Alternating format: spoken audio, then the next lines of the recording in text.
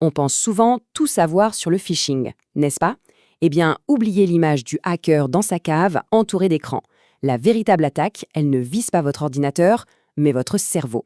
Aujourd'hui, on va décortiquer ensemble les ressorts psychologiques de cette arnaque et surtout, on va apprendre à déjouer les pièges. Alors pour bien comprendre, il faut vraiment changer de perspective. Le phishing, ce n'est pas une bataille de code informatique, c'est une pure manipulation de la confiance. La cible, ce n'est pas la machine, c'est l'humain. Le mythe, on le connaît tous, c'est cette image de film avec des lignes de code qui défilent à toute vitesse. La réalité, elle, est beaucoup plus simple. C'est ce petit message « Bonjour, c'est votre banque, mot de passe oublié ?» Le premier, c'est du fantasme. Le second, c'est tout simplement la méthode de cyberattaque la plus répandue au monde. Pourquoi? Parce que c'est peu coûteux, simple et redoutablement efficace. Concrètement, l'hameçonnage, c'est une usurpation d'identité numérique. Un pirate se déguise en un organisme qu'on connaît bien, une banque, un service de livraison, une administration, pour nous pousser à faire quelque chose. Et c'est justement cette exploitation du facteur humain qui en fait, et de très loin, la première cause de cyberattaque dans le monde. Mais alors, comment ça se fait que ces pièges fonctionnent si bien? La réponse, elle est au cœur de notre propre cerveau. Ces attaques ne ciblent pas notre intelligence, non, elles ciblent nos émotions pour court-circuiter notre vigilance naturelle. Ce qu'il faut bien comprendre, c'est que les attaquants n'exploitent pas une supposée incompétence. Pas du tout. Ils retournent contre nous des émotions universelles. Pour ça, ils s'appuient sur 4 déclencheurs principaux. Allez, voyons-les un par un. Le premier, c'est un grand classique, l'urgence. En créant une pression temporelle, les pirates nous empêchent de prendre le temps de la réflexion. L'idée de perdre accès à un service important, ça nous pousse à agir tout de suite sans vérifier. Le deuxième levier, c'est la peur. Un message qui parle d'une menace pour notre sécurité ou notre argent, ça déclenche tout de suite une réaction de panique. Et quand on panique, qu'est-ce qu'on fait? On cherche la solution la plus rapide et c'est souvent celle que le pirate nous tend sur un plateau d'argent. Troisièmement, l'appât du gain, la fameuse récompense. La perspective de gagner quelque chose facilement, ça peut complètement anesthésier notre esprit critique. Le désir prend le dessus sur la logique et on clique. Et enfin, il y a l'autorité. On est conditionné à faire confiance et à obéir aux entités qui nous semblent officielles. La police, les impôts, notre banque. Les pirates le savent très bien et ils en abusent en imitant leur communication à la perfection. Le résultat, il est toujours le même. Sous la pression de ces émotions, on ne prend pas le temps de vérifier. Et là, qu'on soit employé, étudiant ou retraité, tout le monde peut tomber dans le panneau. Notre cerveau passe en mode pilote automatique et oublie les vérifications les plus basiques.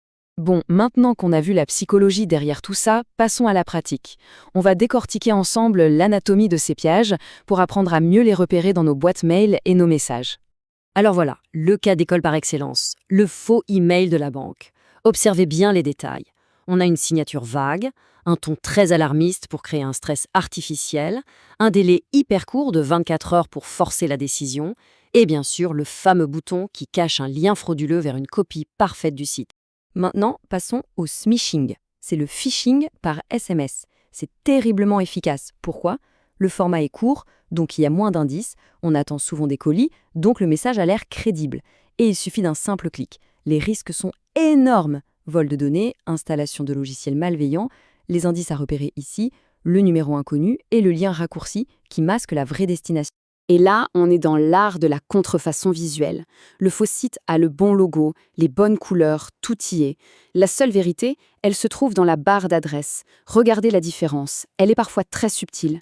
Et attention, le petit cadenas HTTPS ne garantit plus du tout qu'un site est légitime. Il garantit juste que la connexion est chiffrée. Les pirates l'utilisent aussi. Il ne faut jamais sous-estimer les conséquences. Un simple clic peut déclencher un véritable effet domino.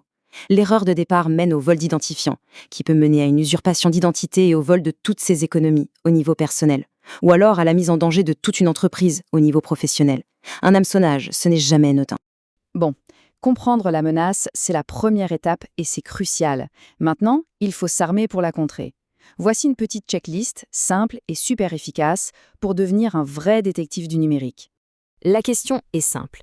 Comment on fait pour développer le réflexe de repérer une arnaque en quelques secondes, avant même que l'émotion ne prenne le dessus? Eh bien, la réponse tient en 4 points. Voici votre checklist. Point numéro 1, l'expéditeur. Est-ce que l'adresse email est exactement la bonne? Point 2, le lien. Sans cliquer dessus, on survole le lien avec la souris pour voir sa vraie destination. Point 3, l'urgence. Si on met la pression, c'est le premier signal d'alerte.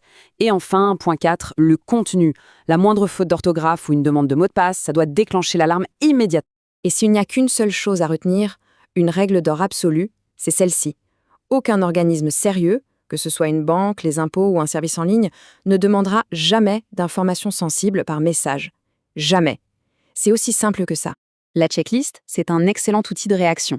Mais l'idéal, c'est de construire une défense durable, de prendre des habitudes qui protègent sur le long terme. Pour ça, il y a 4 pratiques essentielles. D'abord, la règle du favori. Pour aller sur le site de sa banque, on utilise un favori qu'on a créé soi-même, jamais en lien dans un email. Ensuite, la vérification officielle. Le moindre doute, on appelle l'organisme avec un numéro de téléphone trouvé sur leur site officiel, pas dans le message. Puis, le signalement. On aide les autres en signalant les messages suspects. Et enfin, le principe de zéro confiance. Par défaut, on est méfiant face à tout message inattendu qui demande une action. En fin de compte, la technologie, c'est un outil. Mais la protection ultime, la barrière vraiment infranchissable, c'est notre propre vigilance.